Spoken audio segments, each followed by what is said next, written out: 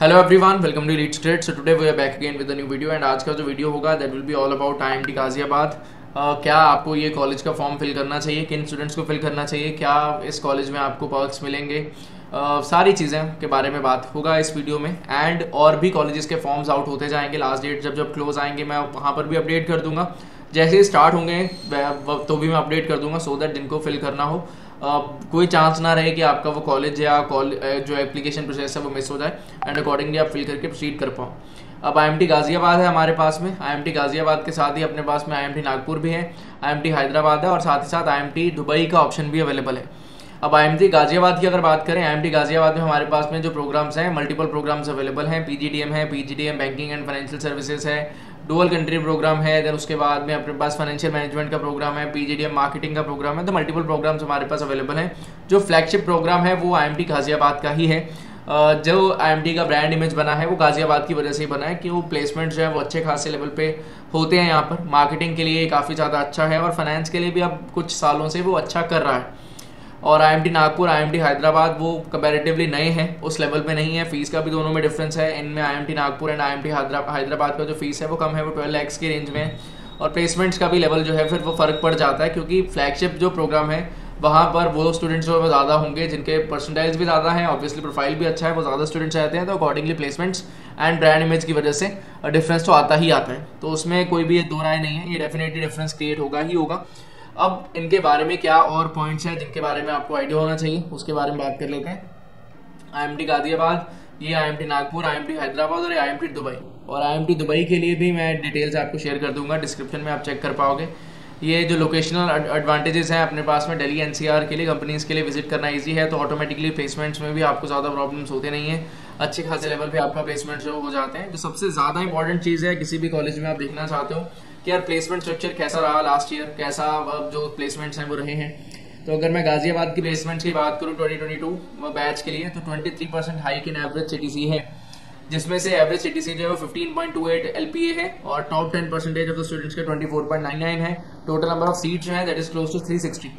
तो 360 में अगर मैं सीट्स की बात कर रहा हूँ, टॉप 20% का अगर 21.8 जा रहा है और उसके बाद में टॉप 25% का 20.77 जा रहा है, that is a good amount.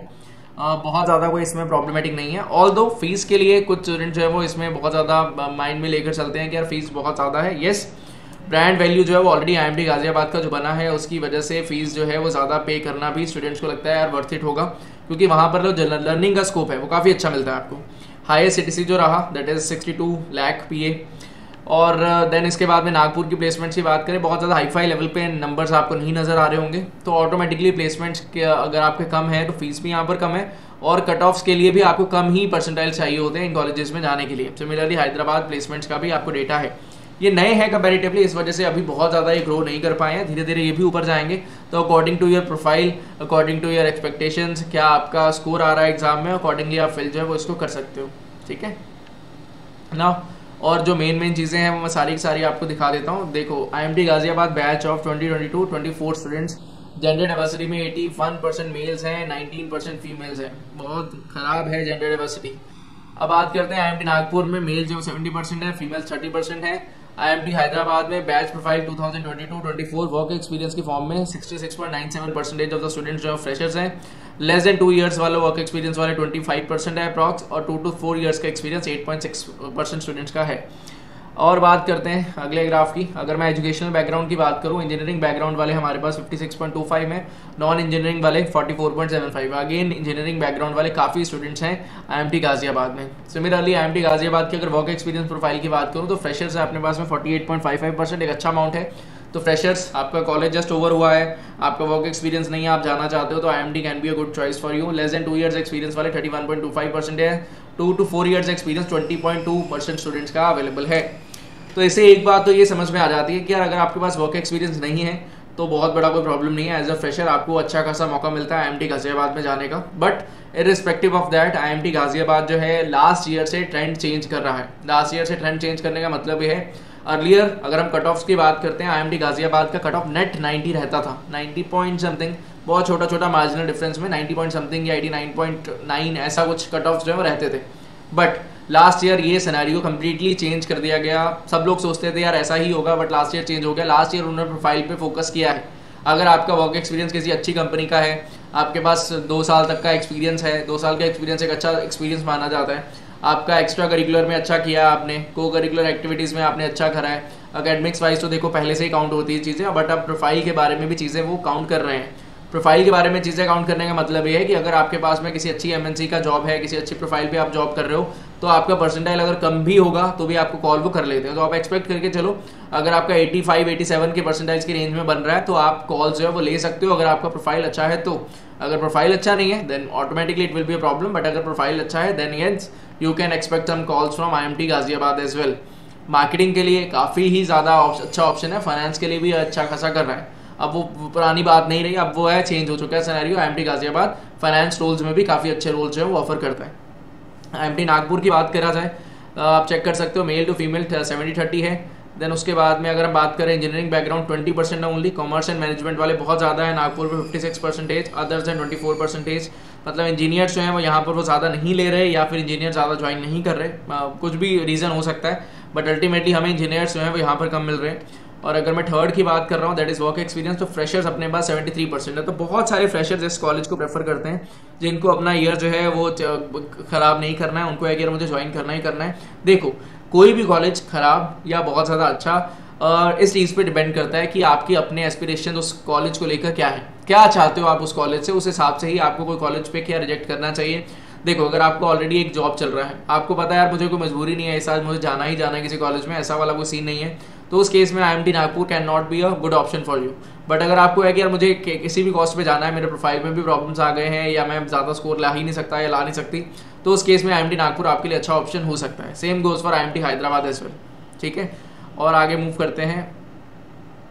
Campus view भाई ये देखना चाहते हो तो आप देख सकते हो, कैंपसेस जो हैं वो अच्छे बने हुए हैं, उनके लिंक दे दूंगा मैं, ये आपको लिंक से आप चेक कर पाओगे इस चीज़ को।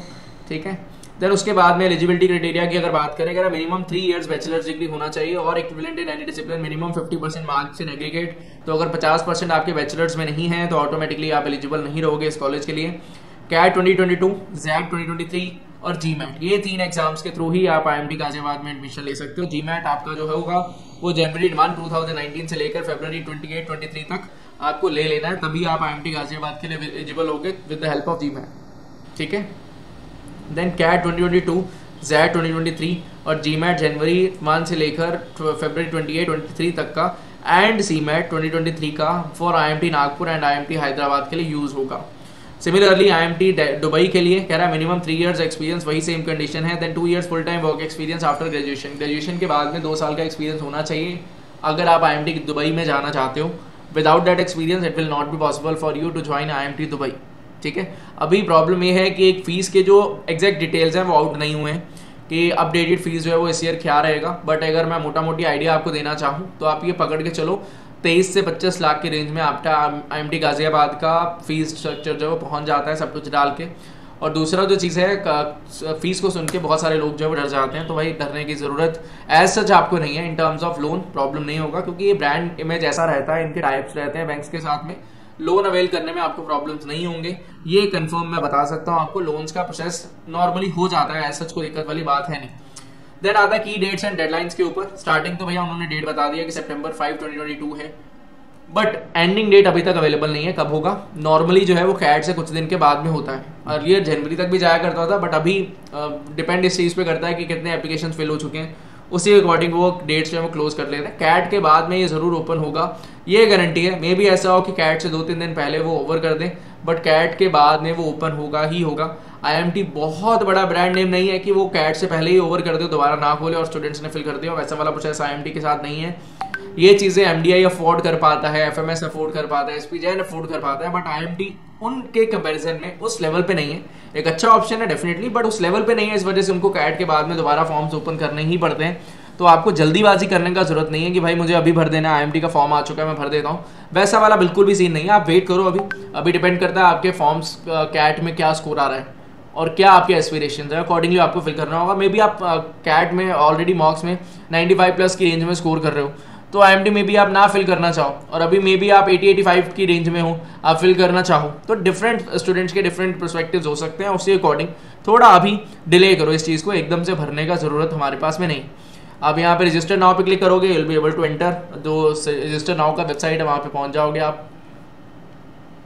शॉर्ट लिस्टिंग प्रोसेस की अगर मैं बात करूँ, कह रहा है एक्सेप्शनल प्रोफाइल होना चाहिए, अगर एक्सेप्शनल वर्क एक्सपीरियंस है, हाई टेस्ट स्कोर्स हैं, तो इन तीनों चीज़ों के बेसिस पे ये देखो आप चेक भी कर सकते हो। कह रहा है candidate fulfilling the below criteria are encourage to apply under this category, under graduate from a reputable and premium under graduate college under. ये आप चेक कर सकते हो। आप रीड करो, वीडियो को स्टॉप करो, आप इनको रीड करना चाहते हो या फिर वेबसाइट से डायरेक्टली रीड करना चाहते हो, मैं लिंक दे दूंगा, आप चेक कर पाओगे यहाँ पर। देन कह रहा था candidate working have worked in leading national foreign multinationals with minimum of 2 years are encourage to apply under this category. और अगर आपके हाई टेस्ट स्कोर्स हैं तो ऑटोमेटिकली फिर तो आप एलिजिबल हो ही हो, उसमें कोई प्रॉब्लम नहीं है। देन एडमिशन प्रोसेस है, आप यहाँ पर चेक कर सकते हो। ये हमारे पास में एडमिशन प्रोसेस रहेगा। ये एप्लीकेशन फॉर्म है। एप्लीकेशन फॉर्म कह रहा है MT invites application for common admission 2023। तो यहाँ पर आप एक बार डिटेल्स को रीड करो, क्या है ये 2500 जो फीस है plus applicable bank charges can be paid through credit card, debit card, net banking, सारे ऑप्शंस हमारे पास अवेलेबल हैं।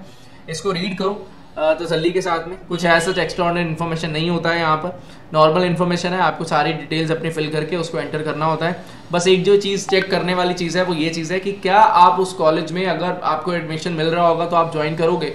मैंने देखा काफ़ी स्टूडेंट्स क्या करते हैं कि यार आप हर कॉलेज का फॉर्म तो नहीं भर सकते। देखो पैसा लिमिटेड है सबके पास में, और कम पैसा में हमें मैक्सिमम जो है यूटिलिटी लेकर आना है। तो उस केस में आप जो कॉलेज सामने है उसको भरते चले जाओगे तो वेस्टेज ऑब्वियसली मनी का आप ही का होगा, किसी और का होगा नहीं। तो अगर उसको सेंसिबली यूज करना है तो सेंसिबली यूज करने के लिए आपको ये फिगर आउट करना होगा कि क्या अगर मुझे एडमिशन मिलता है तो मैं ये कॉलेज ज्वाइन करना चाहूंगा।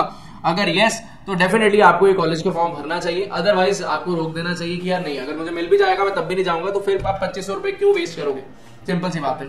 और देन आपको बेसिक जो डिटेल्स है वो डालकर अपना एंटर करना होगा एंड अकॉर्डिंगली आपका फॉर्म जो है फिलअप हो जाता है। ठीक है, ये जो माइन्यूट डिटेल्स थी वो मैंने बता दिया। और इसके अलावा जो प्लेसमेंट्स का प्रोसेस है वो सबसे ज़्यादा इंपॉर्टेंट है आपके लिए। फीस आप 23 से 25 लाख की रेंज में पकड़ के चलो। अभी एग्जैक्ट डिटेल्स जो है वो आउट हुए नहीं है तो एग्जैक्ट मैं बता नहीं सकता। बाकी जो प्रोसीजर है वो यहाँ पर लॉग इन करके आपको बस साइन अप करना है एंड उसके बाद में आपका पेमेंट होगा डिटेल्स भरने के बाद में, एंड अकॉर्डिंगली आपका जो फॉर्म फिलअप हो गया एंड आप एलिजिबल हो जाओगे। ठीक है, I hope so IMT related आपको सारी चीज़ें क्लियर हो गई होंगी। अगर आपको कोई और डाउट्स होंगे, मैं ब्रोशर भी साथ में अटैच कर देता हूँ, सो जो भी देखना चाहता है पर्सन वो देख सकता है, कोई ऐसा कोई प्रॉब्लम नहीं है। अगर कोई डाउट होता है आपको अलग से, then you will be able to ask me in the comment section below. आप कमेंट कर दो, मैं फिगर आउट करके आपको हेल्प कर दूंगा एंड बता दूंगा उस चीज़ के रिलेटेड कि क्या आपके लिए बेटर रहेगा। ठीक है, so that will be all from my side for this particular video. Thank you and happy learning, all the best for your preparations, bye bye.